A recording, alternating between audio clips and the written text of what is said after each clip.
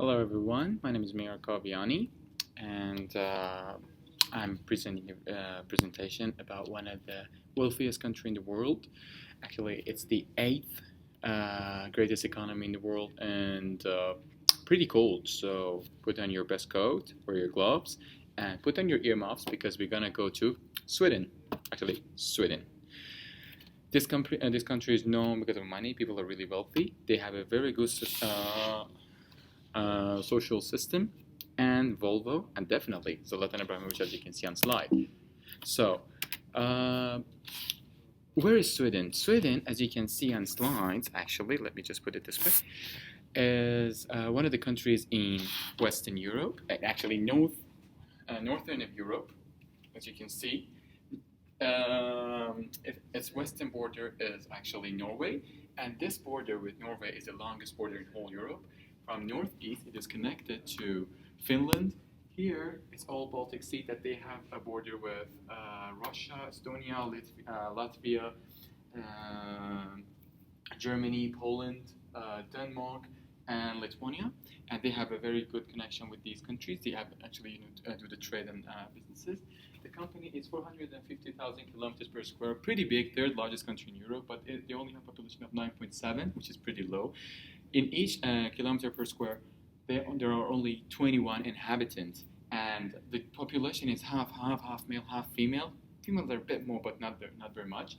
And 85% of the population live in cities, urbanists. And the company joined the EU in 1995, and they've been a member of WTO and OECD. Good sign, very good. They are a main exporter of electrical and telecommunications actually equipment, passenger cars, paper, iron, steel, machineries, and they do import some of those as well, along with other companies. And their major destination is Europe, Northern America, and Asia. It's really funny to know about Sweden is that the last war that they had was about more than 200 years ago. So it's a pretty safe country, good for investment, and also they are the best example for sociologist countries. Free education, free medical healthcare in excellence level. The country is pretty cold, so you gotta wear something if you're going to go there. In case of government, I can say that like many other European countries, they have a monarchy, King Carl Gustaf, but the whole decisions and all governance is made actually by a parliament called Riksdag. It has 349 members, and these 349 members, both male and female, they can be anything. The majority party actually shapes the government, which has 23 ministries, and for the past few years, the main target and purpose of each government was to keep the inflation in the flat rate of 2% that they have at the moment. That's their golden key. We're going to talk about it later. But in case of economy, Sweden is known as a main exporter. The reason is during the 1970s and 1980s and early 1990s, they had a very, very hard time. They had recession, they had a lot of bankruptcy and stuff. But during that time, the value of their krone is pretty low. The currency was pretty low, so it was really worthwhile to produce something in Sweden and sell it to other countries because it would come much cheaper. That's how they make a lot of good monies, and that's how why they decide to keep the inflation rate pretty stabilized throughout the Swedish bank. And the central government tries to finance as much as possible to keep that inflation at the same point, and they try to invest in public sectors to help the people. The country itself is based on unions, actually labor unions, so all the actually policies and all the rules and regulations are based on that. But back to the economy, the five major countries that they work actually with are, as you can see, Germany, United States, Norway, and Denmark and UK. UK is not in the sign, but these are the five major destinations for Swedish companies, and also the most important thing that they try to export is electrical and telecommunication devices, along with other products such as manufacturing of food and drinks and mechanical and engineering stuff. But in case of GDP, as I told you earlier, as I stated earlier, during 1970s and early 1990s, they didn't have a very good situation. And this line graph, as you can see, the red line is Sweden, the blue line is European countries, and the yellow line is OECD. And in case of GDP, they didn't do pretty well. But afterward, due to those low inflation rate and lower wage that we talked about, they had a very good time actually serving they reached to most other European countries by the end of the year 2010, which was a success for them. And they have a very big capital, as I stated before, around $50,000 per year, which is a pretty good one in Europe. And I think they ranked like fifth or third. I said it in earlier slides. I'm pretty sure it's fifth in whole Europe. In case of inflation rate, as I said, a 2% inflation rate was a magnificent answer for the Swedish business. And you can see after 1994, they had lower inflation rate than both US, which is the yellow line, and other European countries, which is blue line. And that was a success of Sweden in case of attracting and becoming attractive actually public business partner to other countries. Before that, they had higher inflation rate than both America and other European countries. 2%, and that's the inflation rate that they have, and the country tries as much as possible to keep in that rate. As you can see, there are inflows and outflows of foreign investment, both from Sweden, in the red line, and actually to Sweden. About the investment inside the country, they accept a lot of wages, accept a lot of investment in regards to good infrastructures. They build the railways, they build the roads and everything with this money. While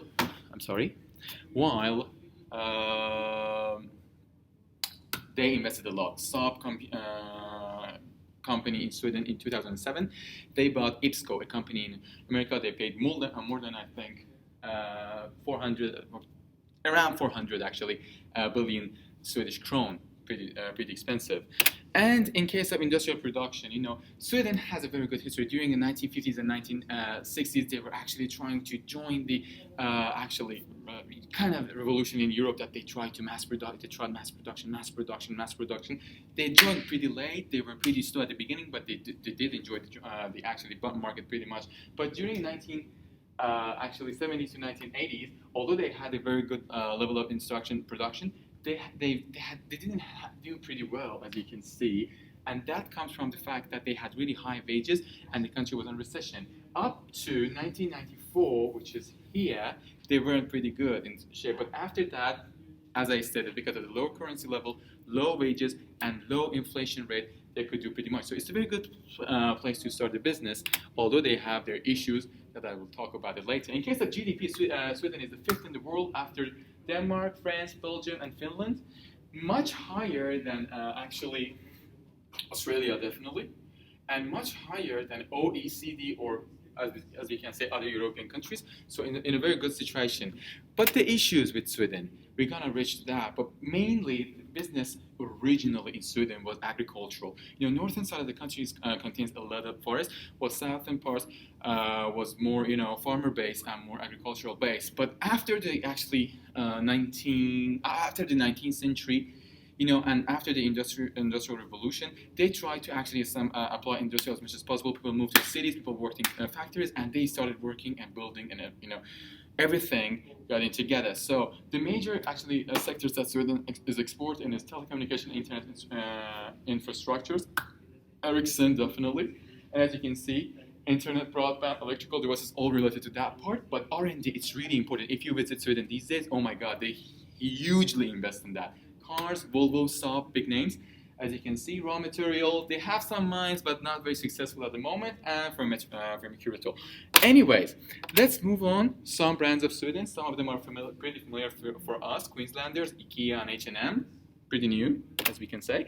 But financial systems, Sweden is a working union-based country, so it's really hard to deal with their rules and their regulation. You have to be aware that, like me about the time, you have to be aware that Sweden is not a country that you can mess with your employees, so be careful about that. Also, taxation rule is really, really hard in Sweden.